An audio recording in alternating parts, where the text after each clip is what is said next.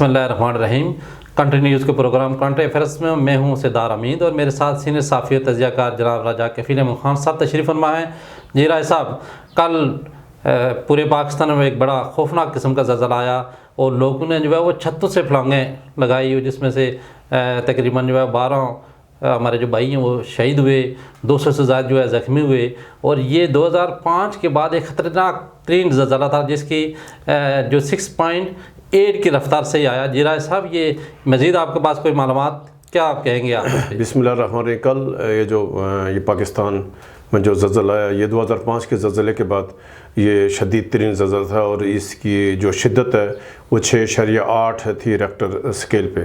2005 میں جو زلزلہ آیا تھا وہ 7.5 کا تھا، اور لیکن اس میں اور اس میں فرق یہ ہے کہ جو 2005 کا زلزلہ تھا اس کی گہرائی 15 کلومیٹر تھی اور اس کی 180 کلومیٹر ہے۔ اس سے جو اللہ کا لاکھ لاکھ شکر ہے، یہ جو بچت ہوئی ہے پاکستان میں یا زیادہ نقصان نہیں ہوا، اس کی گہرائی کی وجہ سے ہوا کہ اگر یہ گہرائی یعنی جیسے 2005 کے زلزلہ میں تھی صرف جو 15 کلومیٹر، تو اگر یہ اس سے ہوتا ایون کہ اگر 20 سے 25 کلومیٹر گہرائی بھی ہوتی تو شدید نقصان ہوتا پاکستان کا۔ لیکن اس کے باوجود یعنی جو ملک بھر سے اب تک جو ابتدائی اطلاعات آئی ہیں اس میں KPK میں 9 افراد ہلاک ہوئے ہیں، اس طرح سے پنجاب میں اسلام آباد میں یعنی کل ملا کے 12 افراد ہلاک ہیں، اور تو یہ تقریباً 190 کے قریب یعنی 200 کے قریب لوگ جو ہے نا وہ زخمی ہوئے۔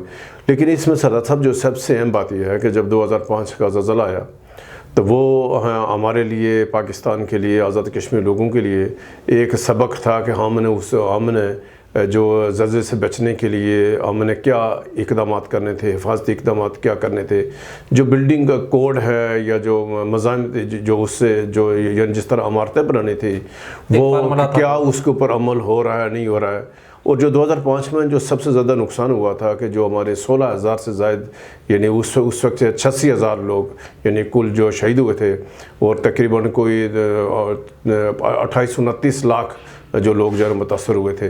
لیکن اس میں ایک بات یہ ہوئی ہے کہ جب 2005 کے زلزلے کے بعد پاکستان کے ادارے بنے اور یہ طے ہوا، جو ضلعی انتظامیہ تھی، جو ذمہ دار ادارے تھے، ایک بلڈنگ کوڈ کا طے ہوا کہ آئندہ جو یعنی کنسٹرکشن ہوگی اس ایریے میں، کیونکہ پاکستان و آزاد کشمیر یہ فالٹ لائن پہ ہے اور پورا پاکستان فالٹ لائن پہ ہے، اور جو کل کا زلزلہ ہوا یہ افغانستان اور جو پاکستان کی سرحد ہے یہ کو ہندوکش اس کا جو مرکز تھا، اور جس کی وجہ سے ظاہر ایک تو اس کی گہرائی نیچے تھی اور اس لیے زیادہ نقصان ہوا۔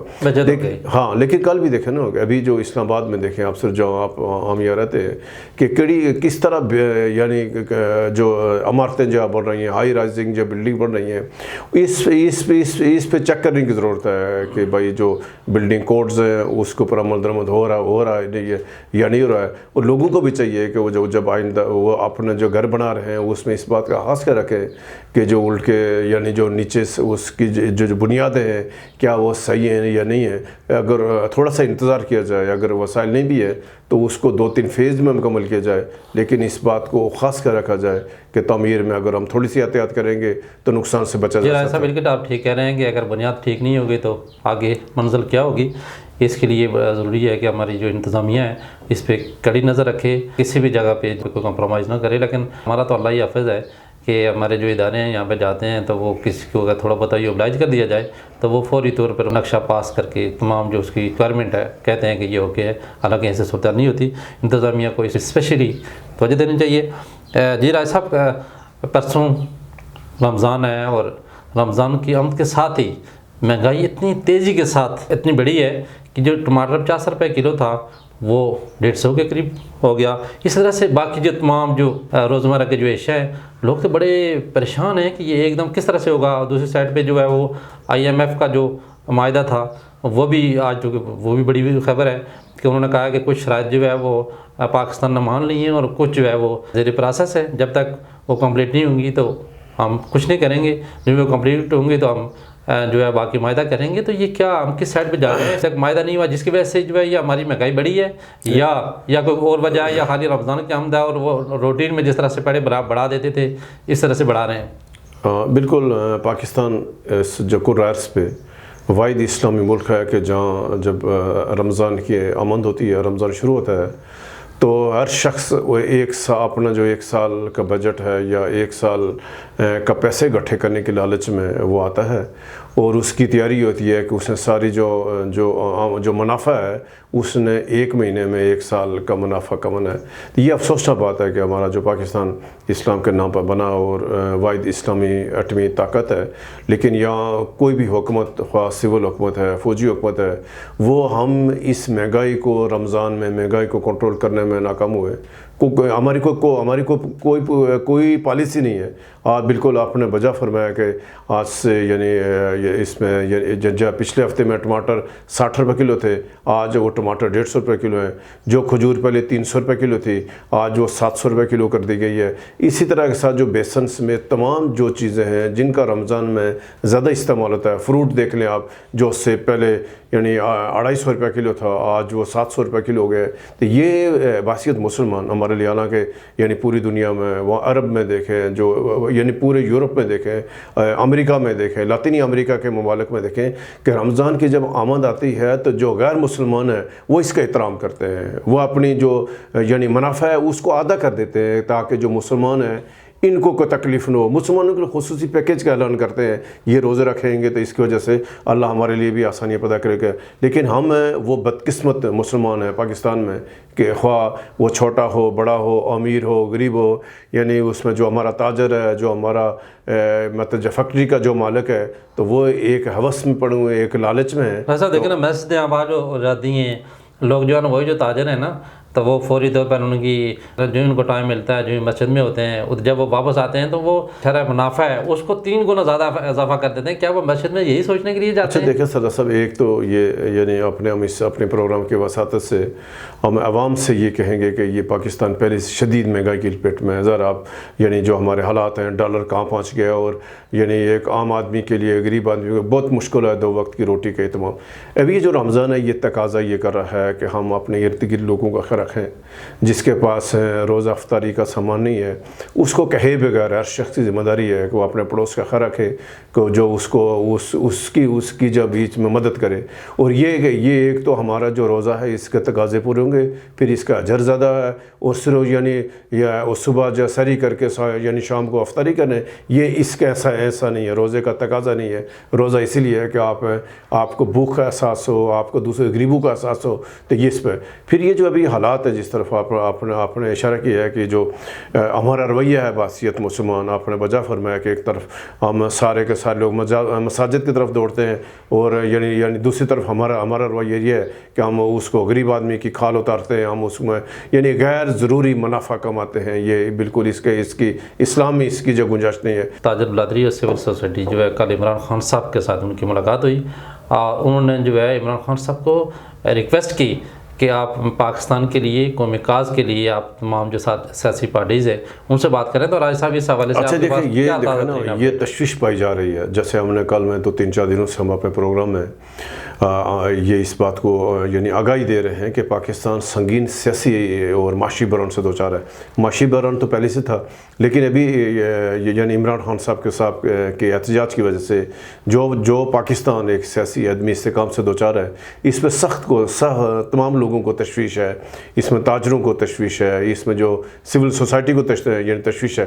تو کل سول سوسائٹی اور تاجروں کا وفد لاہور میں عمران خان سے ملا ہے، اور انہوں نے گزارش کیا خان صاحب سے کہ جو موجودہ تناؤ ہے، سیاسی کشیدگی ہے، اس کو فوری کم کیا جائے۔ ان حالات میں الیکشن بھی نہیں ہے، یعنی مناسب نہیں ہے، اور جو اگر الیکشن کے نتائج بھی کوئی نہیں مانے گا تو بہتر یہ ہے کہ پہلے جو پاکستان میں سیاسی کشیدگی ہے، سیاسی آلودگی ہے، ہمیں اس سے باہر نکلو گا، ایک دوسرے کی رائے کا احترام کیا جائے۔ سیاست یہی ہے، جمہوریت یہی ہے کہ ایک دوسرے کی رائے کا آپ احترام کریں۔ خان صاحب سے ہماری یہی گزارش ہے کہ ہر درمی ترک کریں، الزامات کی سیاست سے باہر نکلیں اور زمینی حقیقت کو تسلیم کریں۔ پاکستان سنگین بحران سے ہے، سیاسی عدمی استحکام ہے، اس کا ایک ہی حل ہے کہ جو سیاسی قیادت ہے، جیسے کل تاجروں نے کہا کہ ایک دم آل پارٹی کانفرنس ہو، عمران خان صاحب تو آل پارٹی کانفرنس میں شرکت کریں، کوئی سول سوسائٹی کے ذریعے تمام آل پارٹی کانفرنس ہو، یعنی جس میں جو ہماری سیاسی کشیدگی یعنی فوری طور پہ کم ہو، اور اس سے ہمارا استحکام بھی آئے گا، اور ایک اچھے یعنی پرامن اور سازگار یہ ماحول میں عمل بالکل جو ہے عوام کی جو پاور ہے، اور عوام نے اگر فیصلہ کیا کہ یہ سارے ایک پیج پہ ہوں تو یقیناً ایسا ہی ہوگا۔ راج صاحب کل وزیرستان میں جو ہے وہ 2 حملے ہوئے، ایک DI خان میں، ایک وزیرستان میں، اور ہمارے جو ہے کچھ 22 شہید بھی ہو گئے. تو یہ جو حملے ہیں یہ دوبارہ سٹارٹ ہو گئے. یہ جو کل کا دیکھو، جو کل کا واقعہ ہوا کہ وزیرستان میں ہمارے کے بریگیڈیئر جو ISI کے بریگیڈیئر جو وہ ڈپیوٹ تھے وہاں پر وہ شہید ہو گئے، اور وہاں 7-8 لوگ زخمی ہیں. بالکل بہت قیمتی. پھر وہاں DI خان میں جو سیکورٹی فورسز کی چیک پوسٹ پر حملہ کیا دہشت گردوں میں 3 ہمارے جوان شہید ہوئے ہیں. تو یہ جو موجودہ لہر ہے، یعنی ہم بار بار یہ کہہ رہے ہیں کہ پاکستان کو عدم استحکام کرنے کی عالمی سازش ہے. اس کے اندر بالکل جو پاکستان کے دشمن ملوث ہیں، اور یعنی وہ چاہ رہے ہیں، ان کی کوشش ہے کہ پاکستان جو سیاسی عدم استحکام سے پہلے سے دوچار ہے، معاشی عدم استحکام سے دوچار ہے، سنگین معاشی بحران ہے پاکستان میں. تو ایسے حالات میں اگر پاکستان میں مزید دہشت گرد کاروائیاں ہوں گی، وہاں تخریب کاری ہوگی، تو پاکستان کی اور مشکلات آئیں گی. تو یہ الارمی صورتحال ہے. میں یہ کہوں گا اس میں ہمارے جو ریاستی ادارے ہیں ان کو، ہماری سیاسی قیادت کو، ہماری حکومت کو سخت نوٹس لینا ہوگا، اور ہمیں الرٹ رہنا ہوگا. ہمیں دشمن کی ہر سازش پر نظر رکھنی ہوگی. اور اللہ کرے ہم یعنی دعا کرتے ہیں کہ جو ہمارے بھائی، جو ہمارے سیکورٹی فورسز کو نوجوان، یعنی جنہوں نے کل اپنی جانوں کو پاکستان کے لیے وہاں اس کو جام شہادت نوش کیا ہے، تو ہم دعا کریں گے اللہ تعالیٰ ان کی قربانی قبول کرے اور پاکستان کو محفوظ رکھے. جی رائے صاحب، پرسوں APNS کے الیکشن ہوئے اور نئی باڈی جو ہے وہ منتخب ہوئی. تو ہماری جو APNS ہے جی، پورے پاکستان میں جو صحافتی کمیونٹی ہے، صحافتی صنعت کے لیے انہوں نے بڑے کام کیے ہیں. اور کل انہوں نے گورنر سندھ کے ساتھ ملاقات کی، اور جو اخباری صنعت میں جو مسائل ہیں ان کے حوالے سے بڑی تفصیلی بات کی. اس سے پہلے بھی جو ہے APNS نے بڑے اچھے کام کیے. کل بھی انہوں نے ایک بڑا اچھا جو وہاں پہ جو ہے وہ کچھ میسج کنوے کیا. تو اس کے ساتھ ساتھ جو ہے نا، آج کل رائے صاحب اخباری پیپر ہے، اور جو وائٹ پیپر استعمال ہوتا ہے وہاں پہ، تو یہ 350 سے زائد ہو گیا. اپڈیٹس کہاں پہنچ گئی. اور یقیناً APNS نے اس حوالے سے بھی ذرا سوچا ہوگا، اور اللہ کرے کہ APNS جس طرح سے پہلے انہوں نے اقدامات کیے ہیں آئندہ بھی وہ کریں.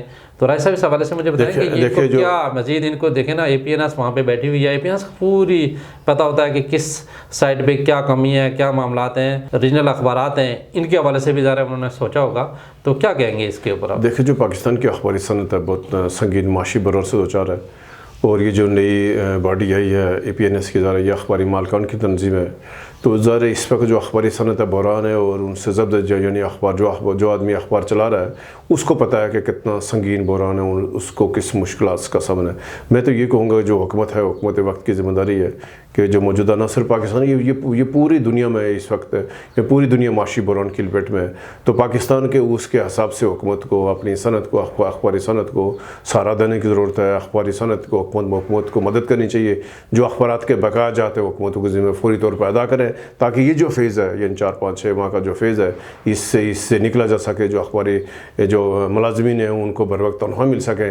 تو ہم یہ کہ حکومت کو، سندھ حکومت ہو، پنجاب حکومت ہو، بلوچستان KP وفاقی حکومت، آزاد کشمیر کی حکومتوں کی ذمہ داری ہے کہ ایسے موقع پر جو اخبارات کے بقایا جاتا ہے فوری ادا کریں، تاکہ ورکرز کو جو ان کو بر وقت سیلری مل سکے، اور جو یہ صنعت کچھ بالکل رائے صاحب دیکھیں چائنا میں جو ہے وہ اخباری صنعت کو کس طرح سے جو وہاں کی گورنمنٹ سپورٹ کرتی ہے. اس طرح سے آپ دیکھیں ہمارے جو پڑوسی ممالک ہیں، جو کشمیر کے جو اسپیشلی اخبارات ہیں وہاں پہ جو پوری دنیا میں ایک ذرا حل نکالا جاتا ہے. جب بھی کوئی ایسے کو بحران ہے تو حل نکالا جاتا ہے، اس کا حل نکالا جاتا ہے. جی ہماری طرف سے نئی جو APNS کی باڈی آئی ہے ان سب کو بہت بہت مبارک ہو. اللہ کرے کہ آپ جو اس وقت جو کہ بڑا مشکل ٹائم ہے، آپ اپنا جو مقصد ہے اس میں ضرور کامیاب ہوں. جی ناظرین، آئیں اب چلتے ہیں آزاد جموں کشمیر والی سائڈ پہ. رائے صاحب، کشمیر کے حوالے سے جو ہے آپ کے پاس تو بڑی خبریں ہوتی ہیں، اور کل جو ہے وہ ہمارے مشیر امور کشمیر قمر زمان قاہرہ صاحب میرپور گئے ہوئے تھے، اور انہوں نے جو ہے رائے شماری اور پھر مردم شماری کے حوالے سے بھی کچھ بات چیت کی. تو کیا بات چیت تھی، اور ہماری جو کشمیر کی جو عوام ہے اس کا بھی بڑا سخت قسم کا رد عمل تھا. جی رائے صاحب. اچھا، ایک تو جو آزاد کشمیر میں جو اس وقت جو ایک نئے سیاسی بحران کی طرف آزاد کشمیر بڑھ رہا ہے، اور اس کی بنیادی وجہ یہ ہے کہ جو وزیر اعظم آزاد کشمیر سردار تنویر الیاس خان صاحب کی جو قیادت PTI کی حکومت ہے، یہ ظاہر ہے اس کے گرد گھیرا تنگ کیا جا رہا ہے. وفاقی حکومت ایک طرف تو بجٹ نہیں دے رہی ہے، ज़रा जो आज़ाद कश्मीर का तरक्याती बजट 28 अरब डॉलर हुआ, उसमें से 28 अरब रुपये था, उसमें से सिर्फ यानी 9 अरब तक यानी जारी हुए हैं। तो ज़रा ये हमारी तीसरी क्वार्टर ख़त्म हो गई है, तो आज़ाद कश्मीर संगीन मारी बहरान से दो चार है। फिर जो हुकूमत ने यानी जो वज़ीर आज़म साहब ने जो हालिया कुछ इकदाम उठाए, जिसकी वजह से जो हुक्मरान पार्टी की पार्लियामेंट्री पार्टी है उसमें इख्तलाफ राय पा जाता है। वज़ीर ख़ज़ाना माजिद खान नाराज़ हैं, 2-3 वज़ीर और नाराज़ हैं वज़ीर आज़म साहब से, स्पीकर और जो सबक वज़ीर आज़म सरदार अब्दुल करीम खान नियाज़ी पहले से नाराज़ है।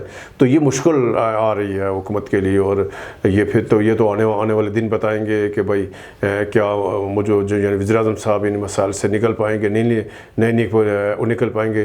जो कमर ज़मान कायरा ने की बात, जो मरदमशुमारी के हवाले से, जो मरदमशुमारी में जो खाना है जिसमें कौमियत का, जिसमें जो कश्मीरी या पंजाबी लिखा जाता है, उसके ऊपर कश्मीरियों के तफसात हैं। तो कमर ज़मान कायरा का ये था कि उसने यकीन दहानी भी कराई है कि हम यानी इन तफसात को दूर करेंगे, और हमें पूरे यकीन है कि छोटे छोटे इशूज़ होते हैं, ये जो सियासी क़यादत है इनको एड्रेस करा होता है, अगर इनको हल कर दिया जाए फिर इशू नहीं साहब ये कैसे दूर करेंगे कि उनके जो मरदमशुमारी के जो नुमाइंदगान हैं वो पूरी उन्होंने काम स्टार्ट किया हुआ, अभी तक कोई नोटिफिकेशन नहीं हुआ। पिछले 1.5 माह से ये जो आवाम जो सरपाइजाज है, लेकिन अब चूँकि वो जो सिलसिला है वो भी पाए तक ये तो जब एंट्री करते हैं ज़रा, जब ये मरदमशुमारी को यानी जो डॉक्यूमेंट्स जब सारे जमा हो जाएंगे, जब उसमें लिखा जाएगा, जब उसका प्रिंट होगा आज़ाद कश्मीर का, यकीनी तौर पर जो आज़ाद कश्मीर के इशूज़ हैं, तफसात हैं, वो दूर होने चाहिए। और ये इसमें पाकिस्तान की हुकूमत की भलाई है, पाकिस्तान के रियासती अदारों की बेहतरी है कि आज़ाद कश्मीर और जो पाकिस्तान के दरमियान है, ये किसी सतह पर यानी इख्तलाफात नहीं होनी चाहिए, कि इख्तलाफ राय भी नहीं होनी चाहिए, बल्कि ये एक छोटे छोटे इशूज़ है, इसको फौरी हल होना चाहिए, ताकि एक इशूज़ को जो बुनियाद बनाकर जो पाकिस्तान का दुश्मन है वो प्रोपेगेंडा ना करें। जी नाज़रीन, आज का वक्त इख्तिताम पज़ीर हुआ। मुझे और राजा कफ़ील अहमद ख़ान साहब को इजाज़त दीजिए। अल्लाह निगहबान।